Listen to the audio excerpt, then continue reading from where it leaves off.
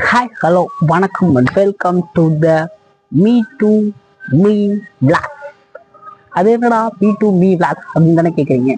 அது ஒன்றும் இல்லை, நான் என்னதான் அப்படி மாறணும் இப்படி மாறணும்னு நினைச்சாலும் என்னோட இந்த மானங்கட்ட மைண்ட் இருக்கு பார்த்தீங்களா, மானங்கட்ட மைண்டு அது என்னடா அப்படின்ற மாதிரி புறமண்டையில தட்டி தட்டி நான் எங்கே கொண்டு போனாலும் திரும்ப எங்கே போய் ஆரம்பிக்கிறோனோ அங்கேயே வந்து நிப்பாட்டி எடுத்துக்கிறேன்.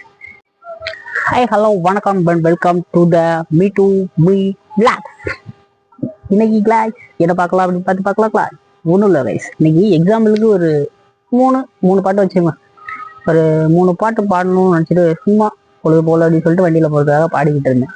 அப்போ இந்த மைண்டு சொன்னல, இந்த என்னோட மானகிட்ட மைண்டு அது என்ன சொல்லுதுன்னா, என்னதான் நான் நல்லபடியாக பாடணும்னு நினச்சாலும் அது எனக்கு கலாய்க்கிறதுக்கே சொல்கிறாவே தோணுது.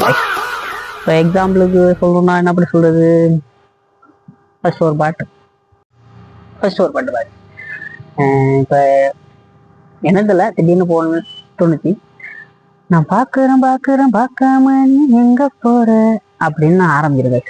டக்குன்னு இந்த மாநகரம் வயசு திடீர்னு வந்து நீ பார்க்குறன்னு தெரியுது நாய, நீ பார்க்குறன்னு தெரிஞ்சதுனாலதான் எங்கே நானும் பார்த்து பின்னாடியா வந்துடுவோன்னு தான் பார்க்காமலே போகிறேன் நாய போனாய அப்படின்னு சொல்லிட்டு நான் என்னத்த சொல்லுங்க. அப்புறம் ஓர கண்ணால என்ன ஓரங்கட்டுதா அப்படின்னு 2வது பாட்டு. அது அப்பவே ஓரங்கட்டுறான்னு தெரியுதுல, அப்படி மூட்டு போக வேண்டியதானே. அப்புறம் என்ன வாரம் போறேன்னு இப்படியே போறேன். நான் தெரியாமதான் கேட்குறேன்.